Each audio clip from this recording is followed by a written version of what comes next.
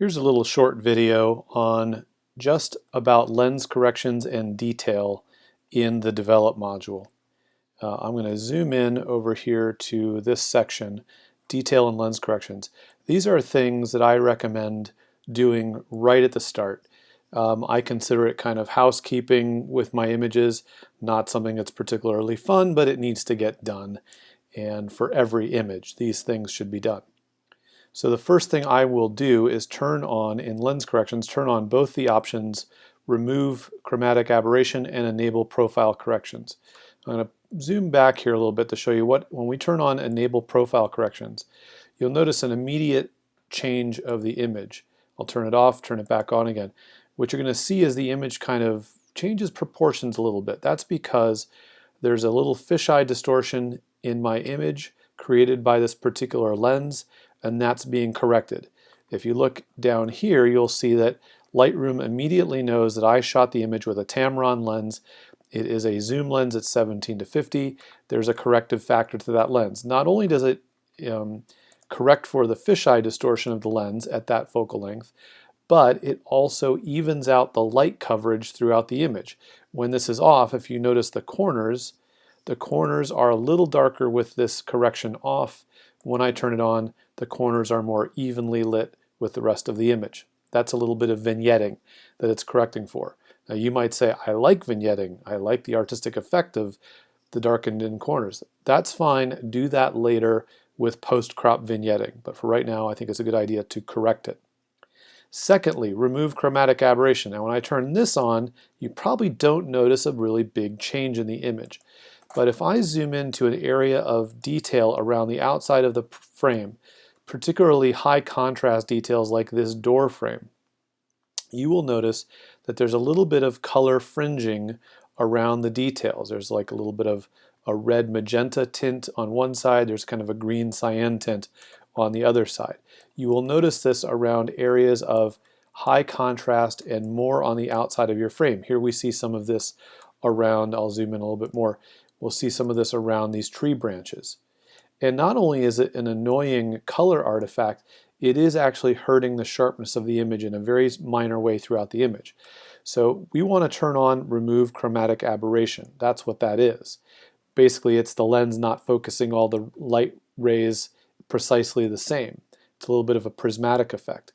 Now you see when I turn it on, that mostly goes away. If I come back down to this area of the doorway, I still see a little bit of residual red and cyan effect there. So now I would go into the manual section of lens corrections right here, and I have a amount slider for both the red magenta range and that green cyan range. And if I move these up a little bit, I can see that fringing go away. Now it's much better, and I can move along. The next thing I'm going to do is go to the detail section right above lens corrections. This has to do with noise reduction and sharpening. You notice I mentioned them in the opposite order that they are staged in here. I do noise reduction first, then sharpening. I'll show you why. If I go to the sharpening first, you see this noise that I have in my image. I do not want to sharpen that noise and then try to get rid of it afterwards. So what I'm going to do is go to my noise reduction first and move up the luminance slider.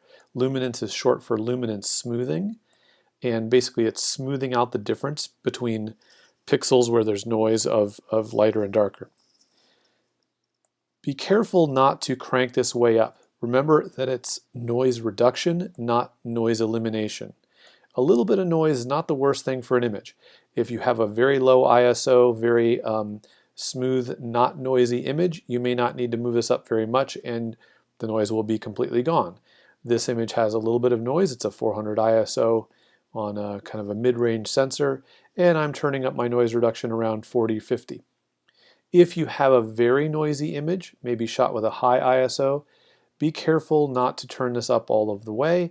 If you go all the way, you're going to get kind of a way too smooth, airbrush, plasticky looking image. So I'd say maybe 40 or 50 for a medium amount of noise and maybe no more than 60 or 70 for a heavy amount of noise. After I've done the noise reduction, oh, I should mention that if you have colorful noise, then you might try moving up the color slider, which is short for color smoothing. Be careful you don't go too much on that. After I've done the luminance smoothing, now I'm going to look at my sharpening area. Lightroom automatically gives you a default of 40 on the sharpening and 0 masking. Masking is what would prevent a smooth area like the sky or like this area under the overhang there from becoming sharpened further. I want to turn up the masking so that I prevent the smoother areas from becoming sharpened. And when I do this, I'm going to hold down the Option key. Now initially, when you hold down the Option key and you click on the masking slider, you get all white. Well, that's where your sharpening will happen right now. Anywhere you see white, which is everywhere, you're going to get sharpening. As I turn the masking slider up, as I move it further to the right, areas that are smooth get darker and darker and therefore will be prevented from being sharpened. So you can turn this up a little bit, you can turn it up more. You do not want to crank this all the way to 100. You're going to prevent almost any area from being sharpened. I'm going to turn this up about 30 or 40, and I'm also going to reduce the radius. If I hold down the Option key while I reduce the radius, you'll see in dark and light how much essential dodging and burning will happen along those details, and I want to turn that down maybe to 0.6, 0.7.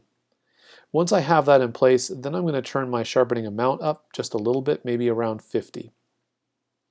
Be careful that you don't over sharpen. A lot of people will over sharpen because they look at their image only when it's pulled back to full, or I should say no magnification, where we can see the entire image, and they turn up the sharpening amount until they see a difference. That's way too much. If you zoom in on your image to 100% to 200%, 1:1 or 2:1 in your navigator area, what you should see is just a tiny little bit of perking up the details.